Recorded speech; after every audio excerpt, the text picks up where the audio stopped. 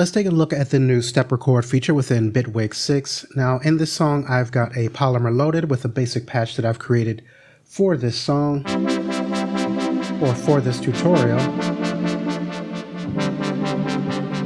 Okay, so let's come up to our track and I'm going to double click to add a clip, and we'll go ahead and extend this out for 2 bars, and let's make our way down to the editor panel. Let's zoom in a bit vertically here. Now over on the right hand side you'll notice that our tools have been moved over here now, and within the edit window here at the bottom we have these little shoes, and we can click once to activate this. This is going to be our step record. We can also press 8 on the QWERTY keyboard and we can see that that's now active. And now we have this cursor here, and wherever this is located, this is going to be where our notes will be added. So let's come back to beat 1 at the beginning of bar 1, and I'm just going to go ahead and press and release, and just take note that our grid setting is currently at 16th note.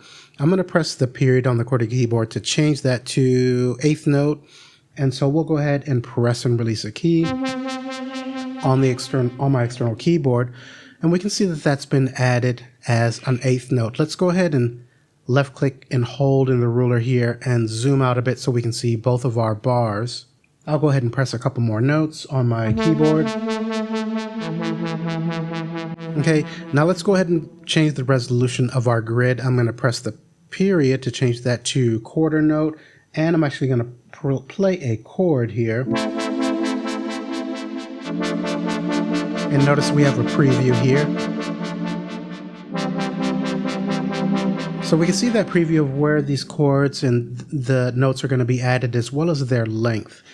But take note that I can press and hold while I'm holding this key with my external keyboard. I can hold Control on the QWERTY keyboard and then use my right arrow to determine the length of this left arrow to shorten. Now I'll release, and so we can determine while we're holding that note or chords on our MIDI keyboard, again holding Control on our computer keyboard or Command on the Mac, and then using the left and right arrows to determine the length. So I'll do a chord here, hold Control, right arrow while I'm holding Control, and we can see now we're lengthening that with those arrow keys.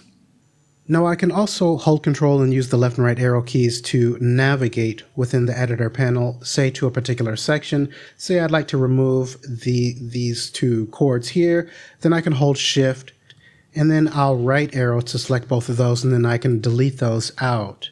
I'll left arrow to move back here, and if I'd like to add a different chord, I can go ahead and play that in.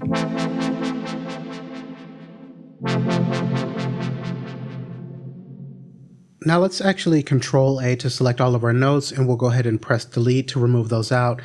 And the last thing that I want to mention is that when we're using the step record, velocity information is taken into account.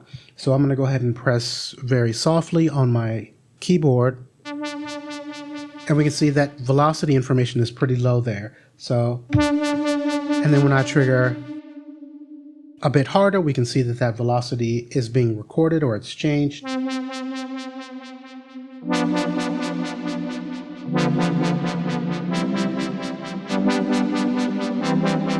So just be mindful that yes, our velocity information is going to be recorded when we're making use of this new feature here.